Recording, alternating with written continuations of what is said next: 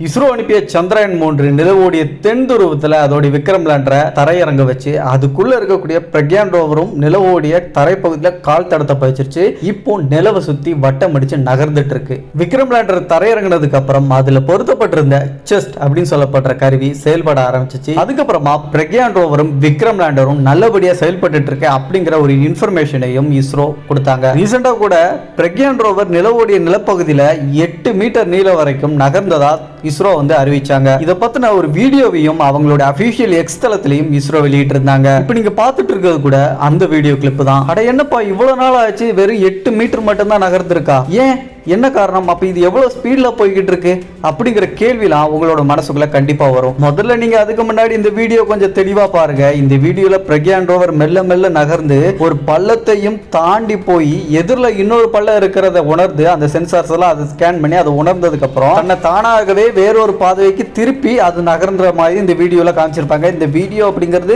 ஒரு சில செகண்டா இருந்தாலும் இந்த நிகழ்வு ஒன்றும் ஒரு சில செகண்ட்ல நடந்த ஒரு விஷயம் கிடையாது. பல மணி நேரங்கள் இதுக்காக நேரம் எடுத்திருக்கலாம் அப்படின்னு சொல்றாங்க. காரணம் இந்த பிரக்யான் ரோவரோட ஸ்பீட். இந்த பிரக்யான் ரோவரோட ஸ்பீட் அப்படிங்கிறது பர் செகண்டுக்கு 1 சென்டிமீட்டர், அதாவது ஒரு செகண்டுக்கு 1 சென்டிமீட்டர் மட்டும்தான் இது நகரும். நகர்ந்து போகும் அப்படின்னு சொல்றதை விட ஊர்ந்து போகும் அப்படின்னு சொல்றதுதான் சரியா இருக்கும். இந்த வேகத்துல பயணிக்கிறதுனால தான் பிரக்யான் ரோவர் இத்தனை நாள் ஆனதுக்கு அப்புறமா தரையிறங்கினதுக்கு அப்புறம் நிலவோடைய நிலப்பரப்புல வெறும் 8 மீட்டர் மட்டும் நகர்ந்திருக்கு அப்படிங்கிற ஒரு விஷயத்தை ISRO வந்து சொல்லியிருந்தாங்க. அதே மாதிரி இந்த விக்ரம் லேண்டர் பிரக்யான் ரோவர் இதெல்லாத்தையும் சுமந்துகிட்டு போன நம்ம சந்திரயான் 3 பாத்தீங்கன்னா நிலவோடைய பகல் நேரத்தை கால்குலேட் பண்ணி தான் அங்க தரையிறங்கிறதுக்கான முயற்சிகளை ISRO வந்து பண்ணாங்க. ஸோ இப்போ 14 நாட்கள் இந்த பிரக்யான் ரோவரும் விக்ரம் லேண்டரும் அங்க ஆய்வுகளை பண்ணோம். ஸோ 14 நாட்கள் இந்த 2 மிஷினோடைய ஆயுள் காலம் அப்படின்னு சொல்லிட்டு டிசைன் பண்ணியிருக்காங்க. ஒருவேளை இந்த பிரக்யான் ரோவரும் விக்ரம் லேண்டரும் 14 நாட்களுக்கு அப்புறமா மீண்டும் வந்து உயிர் தெழுமா அப்படின்னு கேட்டீங்கன்னா அதுக்கான சாத்தியங்கள் இப்போதைக்கு உறுதியா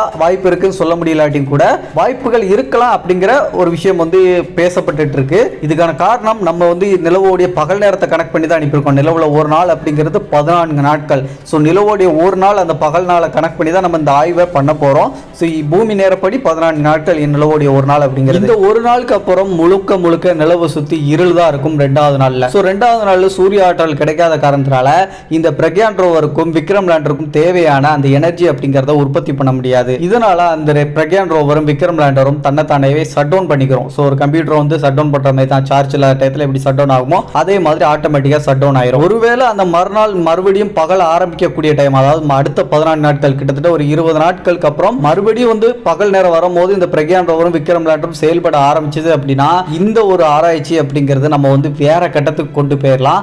ஏன்னா நிலவுல இத்தனை நாளுக்கு அப்புறம் அந்த கருவிகள் எல்லாம் சரியான முறையில் செயல்பட்டுக்கிட்டு இருந்துச்சு, அந்த இரவு கடந்தும் செயல்பட்டுச்சு அப்படின்னா அது எவ்வளவு பெரிய விஷயமா இருக்கும் அப்படின்னு சொல்லிட்டு நீங்களே நினைச்சு பாருங்க. இந்த ஒரு விஷயத்தை ISRO விஞ்ஞானிகள் இதுவரைக்கும் உறுதிப்படுத்தல. விக்ரம் லேண்டரும் பிரக்யான் ரோவரும் 14 நாட்களுக்கு அப்புறம் மறுபடியும் செயல்படுமா அப்படின்னு சொல்லிட்டு அவங்க சொல்லல.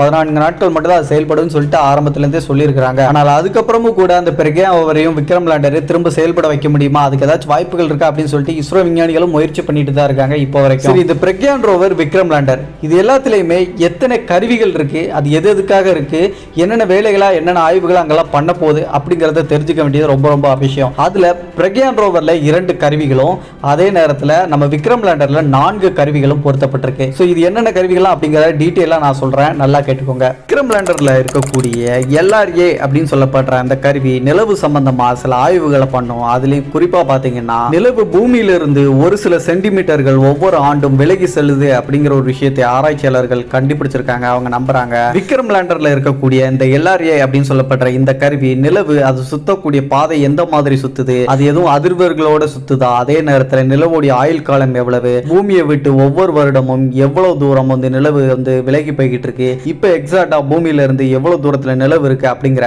பலதரப்பட்ட ஆய்வுகளை மேற்கொண்டு பூமியில இருக்கக்கூடிய ISROவுடைய தகவல் மையத்துக்கு அனுப்பி வைக்கும். அடுத்ததா விக்ரம் லேண்டர்ல இருக்கக்கூடிய இன்ஸ்ட்ருமெண்ட் ஃபார் லூனார் ஆக்டிவிட்டி அப்படிங்கிற ஒரு கருவி, இது ILSA அப்படின்னு சொல்லுவாங்க ஷார்ட்டா இந்த கருவியோட பேரை. இந்த கருவி தான் நிலவோடைய நிலப்பரப்பை ஆய்வு பண்ணி அங்க எதுவும் அதிர்வுகள் இருக்குதா, நிலவுல இதுக்கு முன்னாடி நிலநடுக்கத்துக்கு ஏற்பட்டதுக்கான வாய்ப்புகள் இருந்திருக்கா, இல்லாட்டி இப்ப நிலநடுக்கம் ஏற்படுதா அப்படிங்கிற ஆய்வை மேற்கொள்ளும். அடுத்ததான் இருக்கக்கூடிய கருவி பாத்தீங்கன்னா Chandra surface thermo physical experiment அப்படின்னு சொல்லப்படுற அந்த கருவியை ஷார்ட்டா செஸ்ட் அப்படின்னு கூட சொல்லுவாங்க ஆராய்ச்சியாளர்கள். இந்த கருவி என்ன பண்ணும் அப்படின்னா நிலவுடைய பகல் நேர வெப்பத்தை இந்த கருவி ஆய்வு பண்ணும். அது மட்டும் இல்லாம நிலவுல பகல் நேரங்கள்ல இருக்கக்கூடிய அந்த வெப்பத்தை அங்க இருக்கக்கூடிய பொருட்கள் எந்த அளவுக்கு தாங்குது, இல்ல அந்த வெப்பத்தினால அது ஏதாச்சும் டேமேஜ் ஆகுதா, ஏதாச்சும் பாதிப்படையுதா அப்படிங்கிற பலகட்ட ஆராய்ச்சிகளை அது பண்ணும். அங்க இருக்கக்கூடிய பகல் நேர வெப்பத்தினால அங்க இருக்கக்கூடிய மண்ணோடைய தன்மை எந்த மாதிரி இருக்குது, துகளா இருக்குதா இல்லாட்டி கட்டியா இறுகி போய் தூசி படலங்களா இந்த மாதிரி ஏதாச்சும் இருக்குதா அப்படிங்கிற ஆய்வையும் சேர்த்து பண்ணும். அடுத்தது அந்த விக்ரம் லேண்டர்ல இருக்கக்கூடிய கருவி radio anemometer of moon bound hyper sensitive ionosphere அப்படிங்கிற இந்த கருவியை அட்மாஸ்பியர் அப்படின்னு சுருக்கமா ஆராய்ச்சியாளர் சொல்றாங்க. இந்த கருவியை ரம்பா அப்படிங்கிற இன்னொரு பேர் வச்சும் ஆராய்ச்சியாளர்கள் அழைக்கிறாங்க. இந்த கருவி நிலவுடைய வளிமண்டலங்களையும் அந்த காற்று மண்டலங்களையும் ஆய்வு பண்ணும். அங்க சாதாரணமான காற்று மண்டலங்கள் இருக்குதா இல்லாட்டி மின் ஏற்றம் உள்ள வளிமண்டலங்களா இருக்குதா அப்படிங்கிற ஆய்வையும் மேற்கொள்ளும். நிலால காலை நேரங்கள்ல அதிகப்படியான வெப்பமும் இரவு நேரங்களில் உரை பனி சூழக்கூடிய அளவுக்கு குளிரும் வாட்டி வதைக்கும். இந்த சூழல்ல அங்க இருக்கக்கூடிய மண்ணை டெஸ்ட் பண்ணி அது என்ன மாதிரி இருக்கு அப்படின்னு சொல்லிட்டு இந்த ரம்பா அப்படிங்கிற இந்த கருவி ஆய்வு பண்ணும். இதே மாதிரி பிரக்யான் ரோவர்லயும் 2 கருவிகள் இருக்குது. அதுல முதல் கருவி என்ன அப்படின்னு பாத்தீங்கன்னா LIPS அப்படின்னு அழைக்கப்படுற laser institute breakdown spectrometer அப்படிங்கிற ஒரு கருவியும் APXX அப்படின்னு சொல்லப்படுற ஆல்பா பார்ட்டிகல் எக்ஸ்ரே ஸ்பெக்ட்ரோமீட்டர் அப்படிங்கிற கருவி இந்த பிரக்யானோடைய ரோவருக்குள்ள இருக்கு. நிலவுடைய நிலப்பரப்புல துளையிட்டு அந்த மண் மாதிரிகளை சேகரிச்சு அதை லேசர் மூலமா உடைச்சு அதுல இரும்பு, மெக்னீசியம், டைட்டானியம் இந்த மாதிரியான ஏதாச்சும் ஒரு தனிமங்கள் இருக்குதா அப்படிங்கிற ஆராய்ச்சியை மேற்கொள்ளும். இந்த மாதிரியான ஆய்வுகளை இந்த பிரக்யான் ரோவரும் அதே நேரத்துல நம்ம விக்ரம் லேண்டர்ல இருக்கக்கூடிய கருவிகளும் மேற்கொண்டு பல விஷயங்களை இந்த உலகத்துக்கு கொண்டு வர்றதுக்கு ஆய்வுகளை தொடங்க ஆரம்பிக்க போகுது. நேற்றுக்கு கூட இஸ்ரோ ஒரு தகவலை வெளியிட்டு இருந்தாங்க. அது என்னன்னா விக்ரம் லேண்டர்ல பொருத்தப்பட்டிருக்கக்கூடிய செஸ்ட் அப்படிங்கிற கருவி நிலவுடைய நிலப்பகுதியில துளையிட்டு ஒரு குறிப்பிட்ட அளவுல துளையிட்டு அந்த மண்ணுக்கு அடியில என்ன மாதிரி டெம்பரேச்சர் இருக்கு, அங்க இருக்கக்கூடிய எந்தெந்த மாதிரி டிஃபரன்ஸ்ல நிலவுடைய நிலப்பகுதியிலையும் அடிப்பகுதியிலையும் டெம்பரேச்சர் இருக்கு அப்படிங்கிறத டெஸ்ட் பண்ணிச்சு.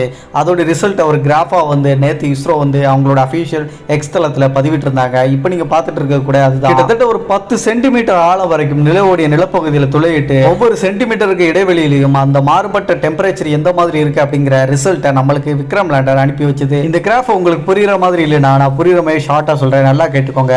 அதில் இந்த சைடு இருக்கிறது ஃபுல்லாவே டெப்த், அதாவது எந்த அளவுக்கு ஆழம் துளையிட்டு இருக்கு அப்படிங்கிறதுக்கான அளவீடு. கீழே இருக்கிறது பார்த்தீங்கன்னா டெம்பரேச்சர். ஸோ எந்த அளவுக்கு டெம்பரேச்சர் எந்த ஆழத்துக்கு போவையில் எவ்வளோ டிஃபரன்ஸ் இருக்கு அப்படிங்கிறதா அதில் இந்த கிராஃப்ல இருக்கக்கூடிய கோட்டில் இருக்கக்கூடிய புள்ளிகள் நம்மளுக்கு டெம்பரேச்சர் எந்த அளவுக்கு எந்த ஆழத்தில் இருக்கு அப்படிங்கிறத தெளிவாக டிஃபரன்ஸ் படுத்தி காட்டுது. அதில் 80 மில்லிமீட்டர் ஆழத்தில் 10 டிகிரி சென்டிகிரேட் மைனஸ்ல வெப்பம் பதிவானது நல்லாவே தெரியுது. சரி, இந்த ஆய்வுகள்லாம் இப்போ பண்ண ஆரம்பிச்சிருச்சு இந்த பிரக்யான் ரோவரும் விக்ரம் லேண்டரும்.